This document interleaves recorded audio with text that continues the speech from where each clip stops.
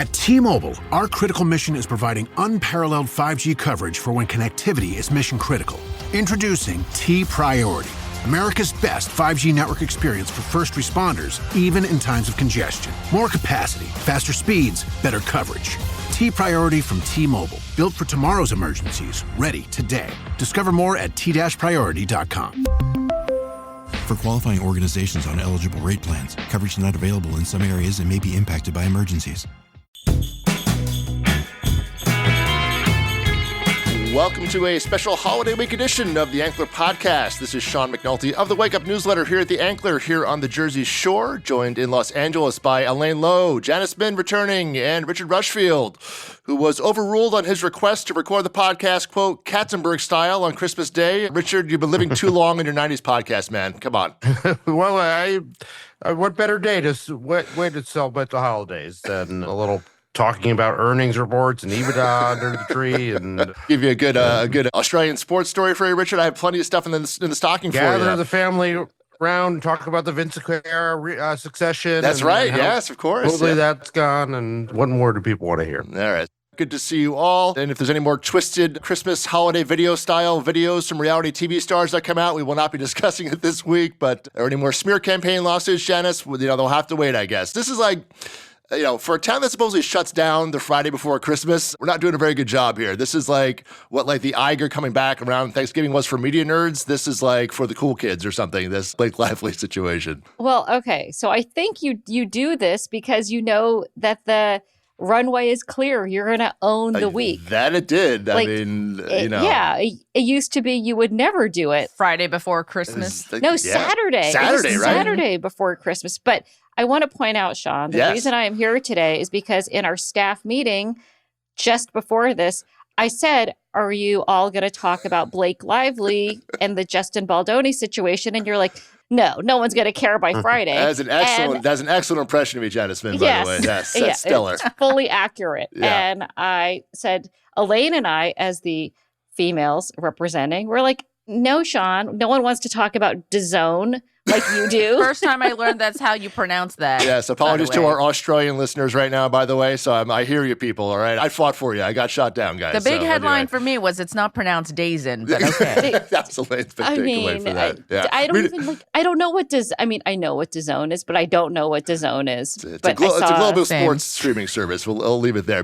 Readers, you'll find out more when you read the Wake Up on Tuesday's edition of the Wake Up, Janice. So, Sean, do you have a subscription to DAZN? No, in America, it's not worth really having one. That's it's a more emphasis on the global aspect of DAZN there. So readers can read about that in the Wake Up this week to their heart's content. But that will not be moving the needle on the podcast there, Janice, I don't think. So, all right, what'd you think? This is kind of harken back to the Us Weekly days, Janice. I mean, this is as big as it gets. And, that would have been, this is a page one story in that world for sure. For sure. But it also now has this imprimatur of important capital I, because it's about sexual harassment and a lot of Venn diagrams on this. Yeah. Yeah. And you can think about the story, the way that they broke it with Megan Twohey at the New York Times, who was one of the reporters who broke the Harvey Weinstein story. I mean, obviously you can see for a story that's about this calculated smear campaign on Blake Lively, you can also sort of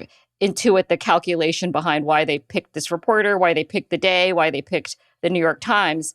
But I mean, I find the timing of this obviously super interesting, only in that it's not been a great period of time for women right now. And a lot of people women talk about how the whole Me Too thing died and that people don't really care as much about these issues. And so to see this land in a way that you haven't had a story land like this in a long time was super interesting. This feels like the first major Me Too-esque story that we've seen land in quite a while. Yeah. And also, Elaine, we're looking at the Trump cabinet picks of various sexual, people who have been accused of sexual assault, or the Meg Gaetz thing landed 17-year-old, paying teenagers to have sex. And And so, Sean, when you said no one's going to talk about this by Friday, I'm like, okay, well, I don't think that's Well, I don't true. think But no. like, Well, let's see how long the legs are on a Right. story like this, right? Right. This goes so far beyond the business, right? Like people who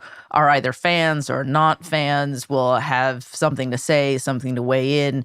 And certainly, I think there's also a real layperson interest too in pulling back the curtain on how the big PR machine works. Yeah. I mean, I learned a thing or two reading this. I'm perhaps naively surprised that a machination of this level still happens in 2024. Well, Elaine, can you walk us through the facts for those who did not spend their weekend consuming media about this? 8,000 word story on I on did this parse legal this complaint. through in the wake up for the record. I know you did. I wasn't pointing fingers. So Blake Lively had filed a legal complaint on Friday against her co-star, the director and star of It Ends With Us, Justin Baldoni. And also, let's see, who else had she filed a I mean, complaint Wayfair, the against? production Well, company, and these crisis communications experts who were brought in by Baldoni to have an alleged smear campaign. They had engaged in this smear campaign against her, that they were looking to harm her reputation. And included in this filing are thousands of pages, these text messages, these emails, Right. some of which were republished in the New York Times story by Megan Twohey and two other reporters. And it really pulled back the curtain on some of the things that, this crisis PR person was saying to Baldoni and trying to allegedly give her a bad reputation online. And I got to say, like, anecdotally, in the months that It Ends With Us was released, when they were doing their big press tour, I remember just seeing so much shit talk about Blake Lively online to the extent that I was like, it's like unusual. And it's like, what happened here? Where people were like, she's not talking about domestic violence enough on the tour. And, Baldoni had gone to great lengths apparently to talk about, domestic violence situations. But there was a real, just like the volume of it had really amped up on social, even for somebody who doesn't usually consume that kind of thing. Yeah. And according to the allegations, there were quote unquote hired guns here who were deliberately perpetuating that chatter online. Well, and also one other part of this that came out, I think, in her lawsuit was that because the production was impacted by the strikes and went on hiatus.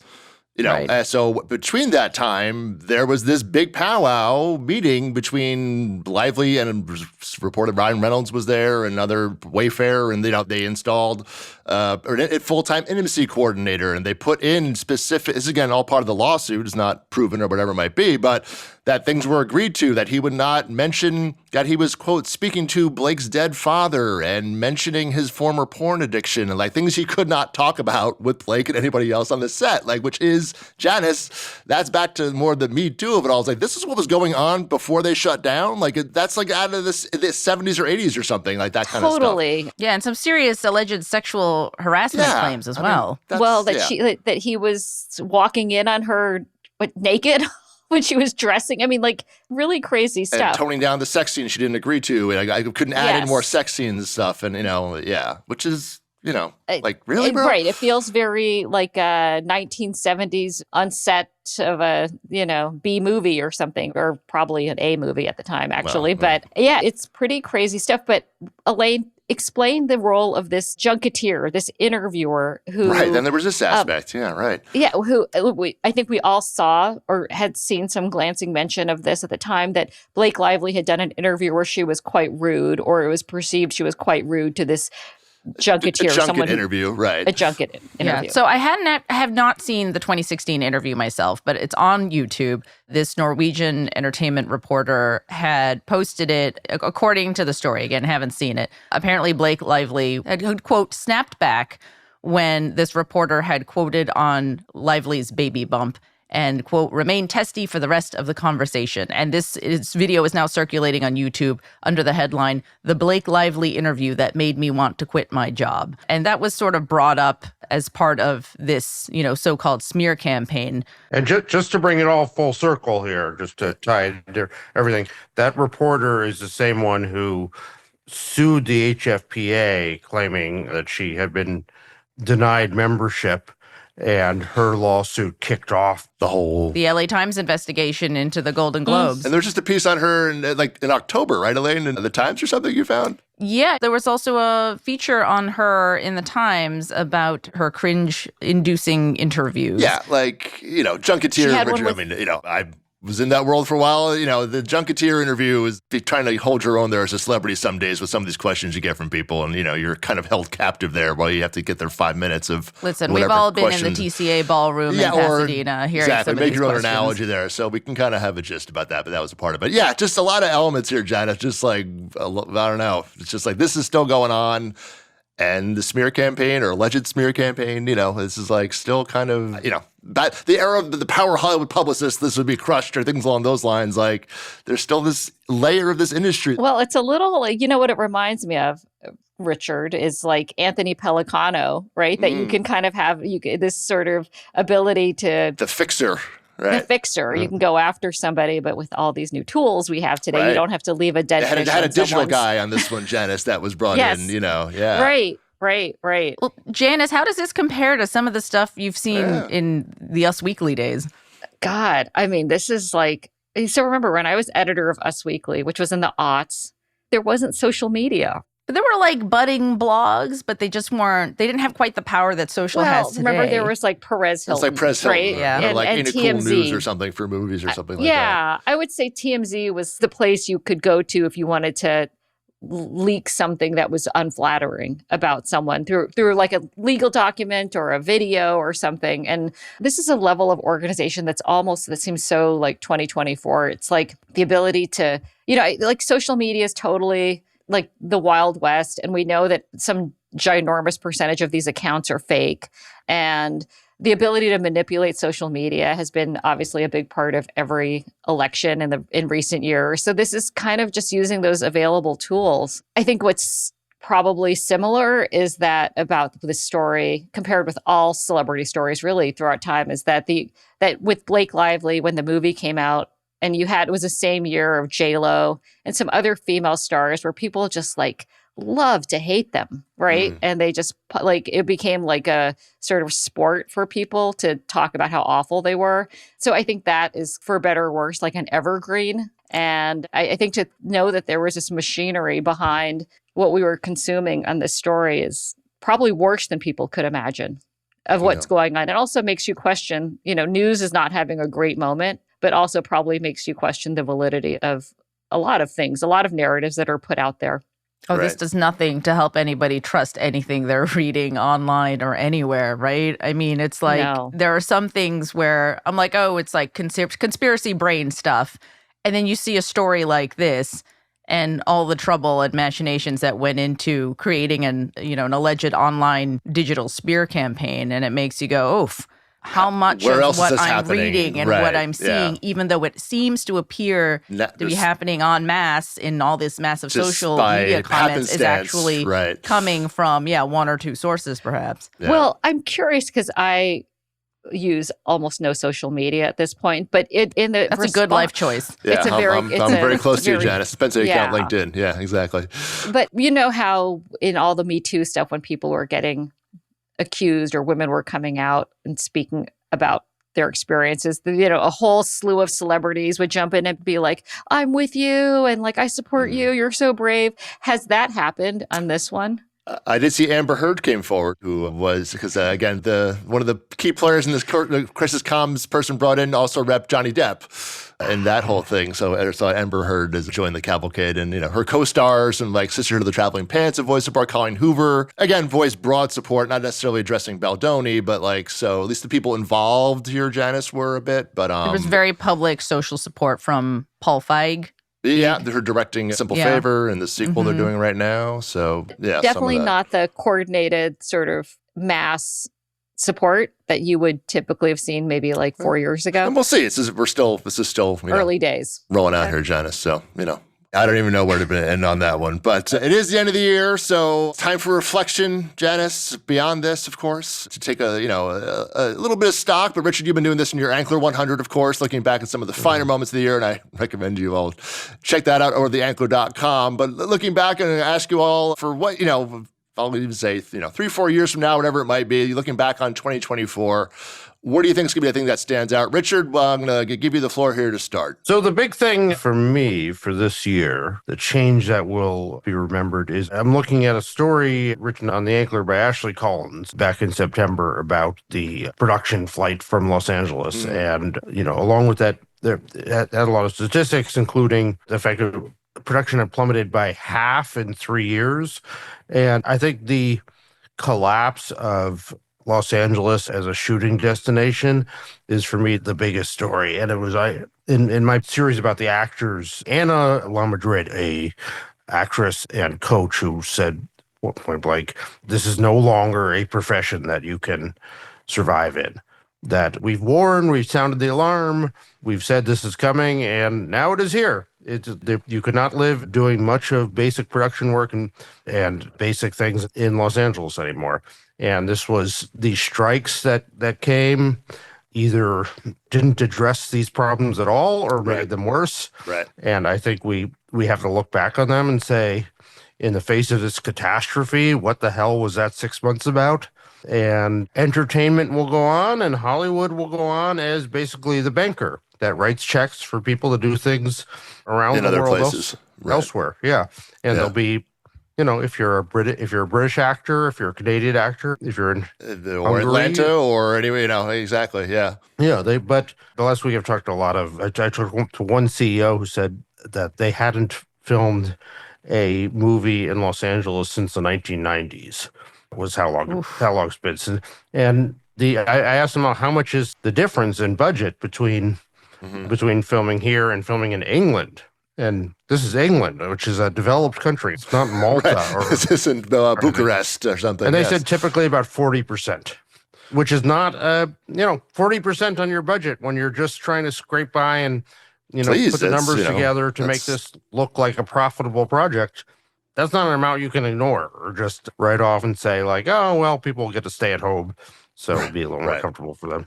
Within 40% in a $200 million movie is $80 million. That's real money. Yeah, exactly. Yeah. Or even 40 on a $100 million movie. So, no, it's a good point. I mean, I don't think we're going to, have this conversation in 2027 and look back like, 2024 was just a blip in LA production and it came back, in the years since. I think you're right, Richard, in the sense that this is, maybe not arguably a demarcation point, or certainly a year where this, was a shift that was made that has longer lasting effects beyond just 2024. And across the board, from the union leaders to the political leaders to, of course, the studio heads, just actors. Everyone else, like, nobody's had any interest in even talking about turning this tide. Nobody's even poked at it. Like, it all of a sudden, certainly, Gavin Newsom announced putting together a little group to advocate for incentives now. And the people I talked to all just said that way too little, years and years too late. Right. And increasing the amount of tax credits, but again, not immediate and to be rolled out. And even then it probably would, essentially match New York, in that sense. It wasn't be anywhere near London or. There's just all sorts of stories I hear. I talked to the location scouts this year about how the Film LA office, which was designed to facilitate local production, has just become a captive of the bureaucracies of the neighborhood and now exists to just harass the different shoots about, well, you didn't file that 6 days early, so it looks like you have to hire a bunch of off-duty firemen, and it is now the enforcer of all the complaints and all the bureaucracies and everything, and no one thinking of how to turn this tide. So congratulations, that's where we are. Happy New Year. There you go. Thank you on that one, Richard. Yeah. And Elaine, we'll see if it comes up. The guild negotiations are, far away, but not far away. So we'll see if this does rear its head in a couple of years. But what is on your radar here for 2024? My big story of the year, the overriding narrative dovetails a little bit with what Richard has. So sorry to be a downer, but I just keep thinking about the dozens and dozens of people who write into our salary confessions portal just to tell me about how unsustainable the life has been in the industry on the heels of both strikes, but also on the heels of this pullback that we're seeing from the peak 600 show era of 2022. And I just get such a steady drumbeat of this that it's hard to see where the optimism lies, but this is just the reality of what people are going through. And I think the most surprising thing, we did an Ask Me Anything with our members of the ladder, who, by the way, call themselves laddies. I'm not totally sure if I'm on board with this We're working on that. moniker, but yeah, I'm like, okay. So the laddies, we're talking about the fact that, it's just been really tough out there and they don't know what to do with themselves if they just got into law school and are thinking about becoming an entertainment lawyer or have been grinding away. And they're like, when does this dues paying era stop for me? And that's the question that I get almost all the time from early 20-somethings and even people who are well into their 30s who are trying to make a living for themselves in this town. But what I find most surprising, because somebody was like, what's the most surprising thing that you've come across in Salary Confessions?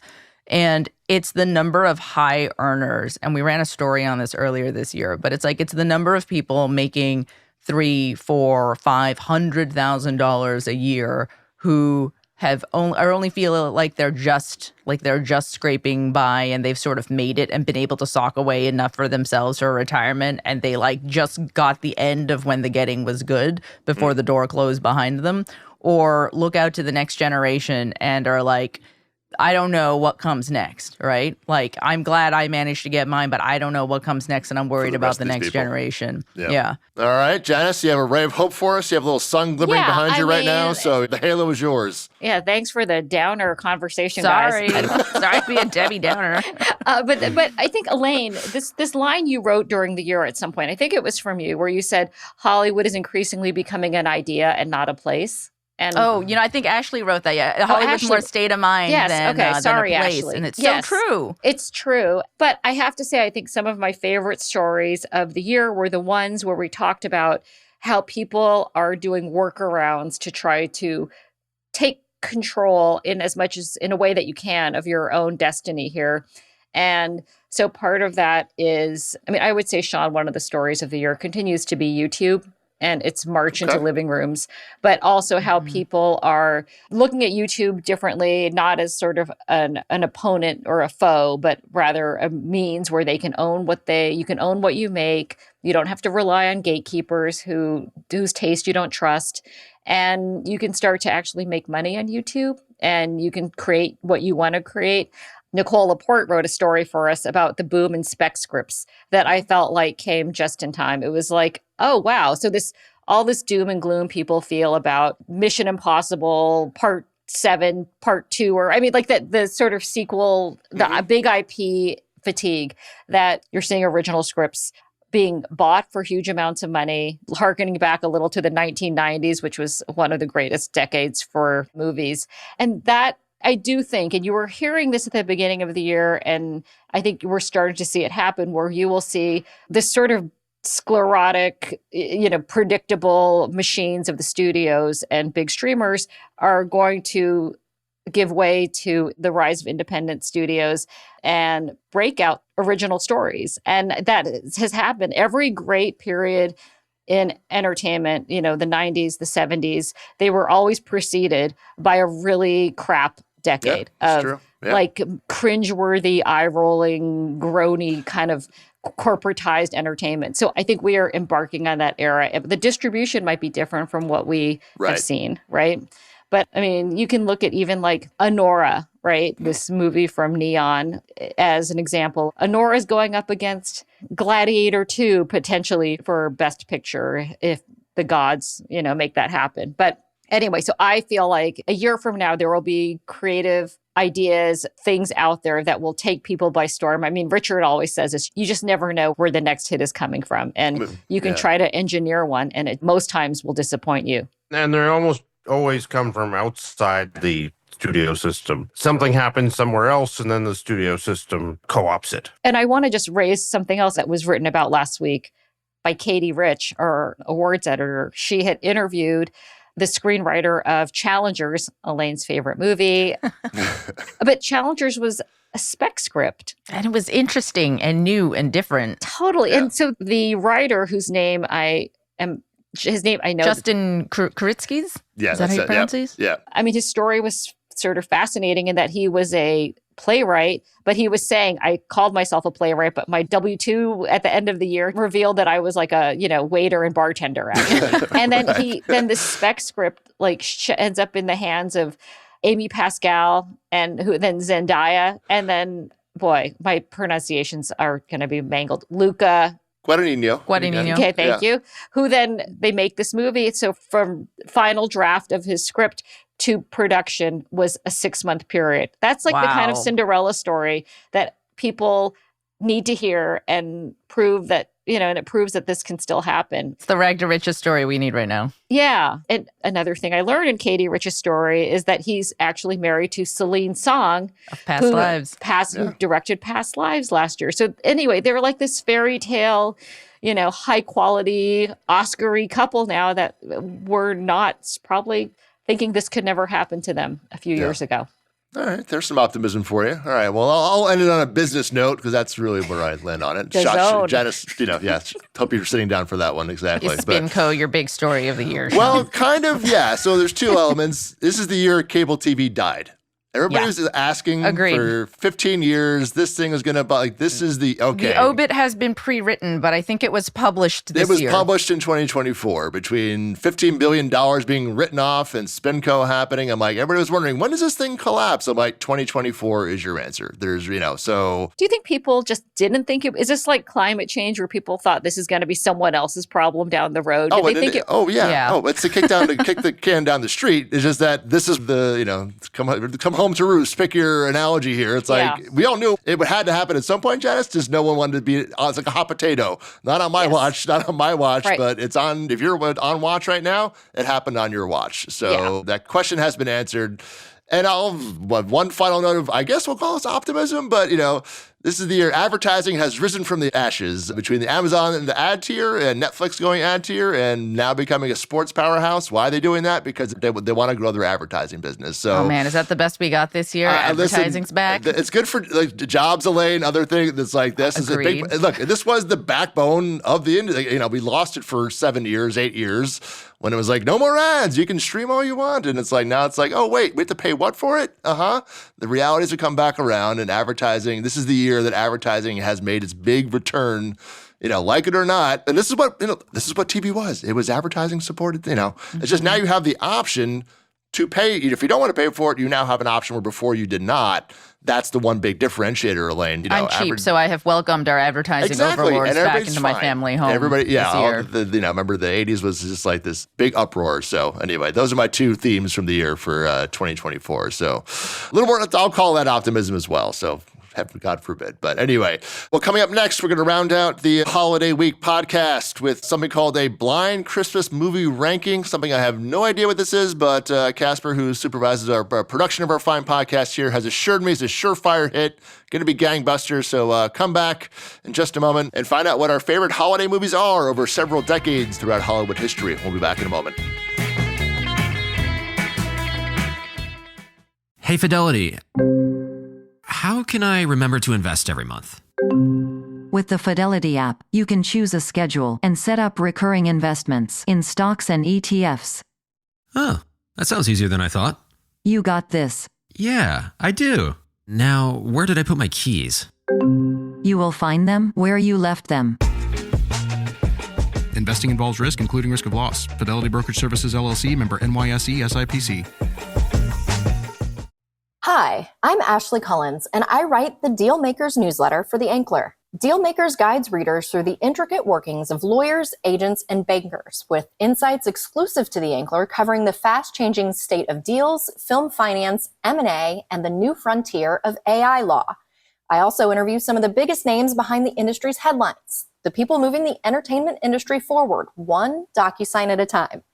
Dealmakers comes out every other Tuesday as part of a paid subscription to The Ankler. So please join me by subscribing today at theankler.com.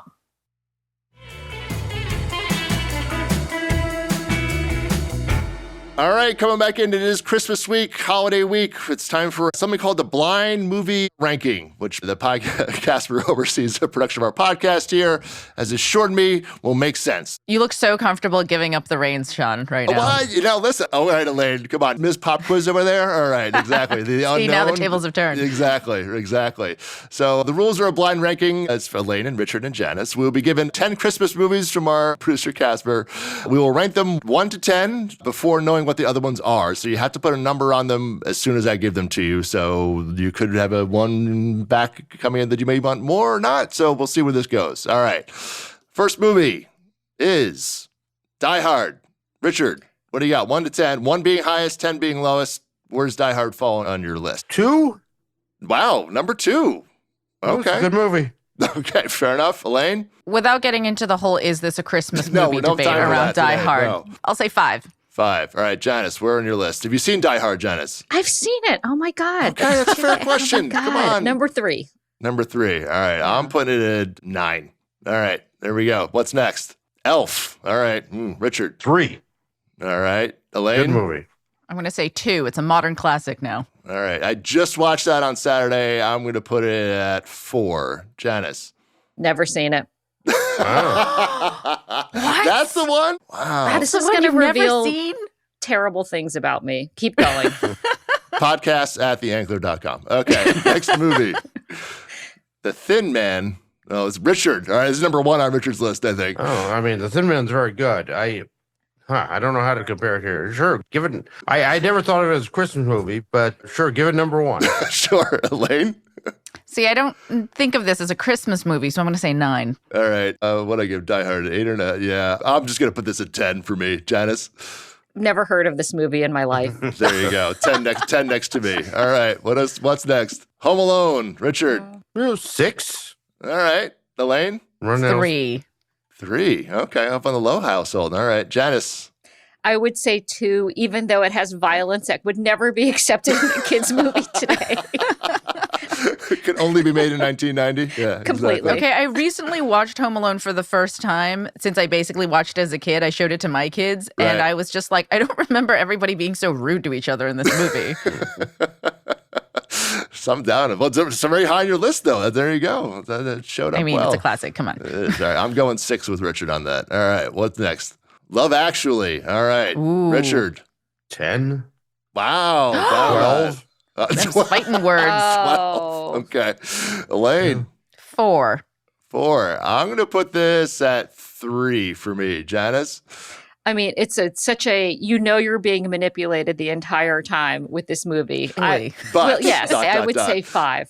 Okay. All right. Elaine and I holding higher on that one. Okay. What's next? How the Grinch Stole Christmas. Richard.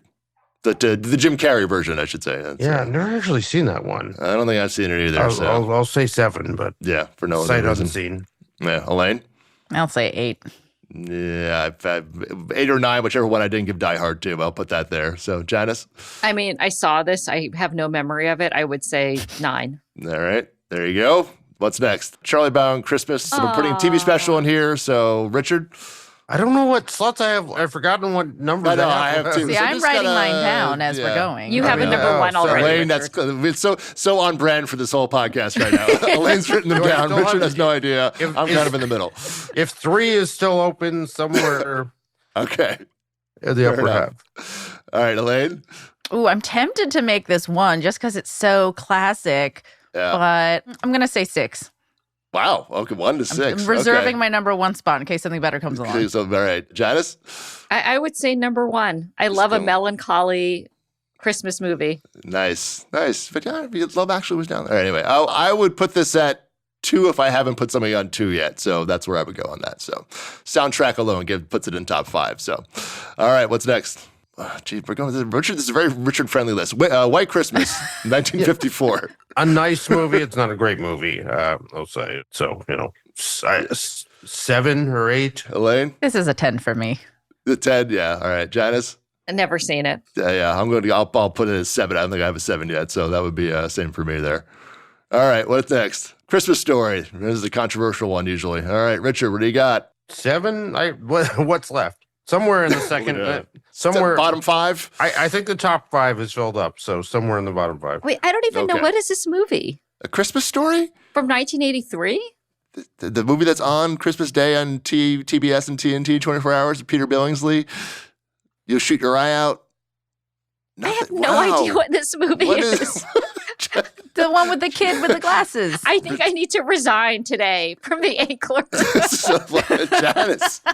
Janice has a lot of movies to God. watch on Christmas. I gotta tell Wow. you. Okay. I keep Elaine. All right, Elaine, what do you got? Christmas Story. Well, let's see. The last non-number one spot I have left is 7, so it'll have to occupy that. All right. I think I have 5 available. I saw this in theaters, so I will say that. I remember seeing that when I was a kid in an actual movie theater. I like that it's on. I catch it for half an hour and I move on to something else. I like that it's in a marathon, but that's about my favorite part of it is the scheduling. I'm worried about what this last movie is going to be because all I have left is the number one spot, and I'm wondering if I'm going to regret. Can I guess what it'll be? I have my own guess, but go ahead, Richard. It's a Wonderful Life. Of course. That's what I think it's going to be too. Oh, well, then we're missing one of the classics. If that's it, then we're missing a very important movie. But anyway, okay, go ahead. What do we got? The Holiday. What? Okay. Who on this list? All right, Casper, you're going to get some letters from Richard and myself about this list, so that's for sure. Please address your letters to Casper at podcasts@theankler.com. I mean, isn't this like number 100 on the list? But this was on my list. I've never seen it. Full disclosure, I've actually never seen The Holiday. I know it's supposed to be classic. Modern classic, but I've actually never seen it. No one calls it a modern classic. You're aging yourself, Casper. Yeah, exactly. Aging ourselves, or note from our producer here. How is It's a Wonderful Life not on this list? Yeah, I was like reserving We're aging it for ourselves? the number one really? spot. Come on, give me a break. I said I saw Christmas Story in theaters. All right. Anyway, Richard, what's your other movie? What do you got? Meet Me in St. Louis is. All right. Wow. So that's okay. That's probably the best Christmas scene in film history. So. All right. Is Wedding Crashers a Christmas movie? No, that's definitely not a Christmas movie. It's decidedly not a Christmas movie. But where do we have room on this top 10 list for Hot Frosty?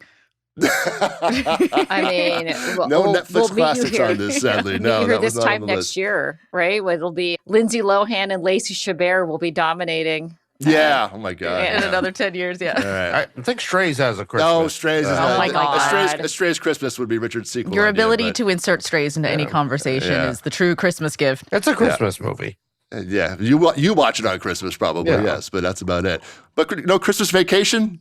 Nothing? Really? Christmas Vacation's very good. I mean, that's a big omission. I like that one. Yes. I endorse that. All right. Janice endorses. Have Janice on board for that. All right. Fantastic. All right. Well, that was our blind Christmas movie, first and last blind Christmas movie ranking list. So quite an experiment here at the Ankler. Otherwise, at the box office, you have Sonic and Mufasa. And if you want to be adventurous, Baby Girl, which Janice will be going to, I'm sure, on Christmas Day. Is that the Min? Taking the kids. Family? It's good for kids, right? Yeah, I think Baby Girl, Nicole Kidman sleeping with the intern and having an S&M relationship is going to be fun for the whole family. Just fun for the whole family. You'll remember it for years to come. I can guarantee you that. So, or maybe you go with the Bob Dylan movie instead. Richard, you have to go see the Bob Dylan movie in theaters, I think. I know you went to the premiere, but you have to. I think you're obligated to go see that in theaters as well.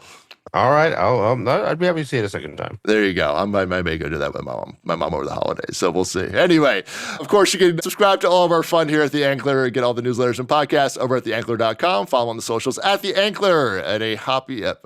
Well, for me, it'll be a hoppy season, but that's a beer reference you won't get. There's a happy holiday season to Richard, Elaine, and Janice, and to you all for listening. We will be back next week. We're Elaine. It's going to be 2025. We survived. We did. We survived until 25. Congratulations to us, one and all. We have the name of the podcast episode for next week, so that's in the bag. I will not be taking any quippy suggestions for surviving until 26. None of your fancy rhymes, readers. I will not hear it. We will optimism only in the first week of the year. That's Elaine's resolution for the year. Exactly. No 2026 title. So anyway, Merry Christmas to you all. Happy Hanukkah, same day, or whatever you're celebrating this week. And we will see you next week on the Ankler Podcast.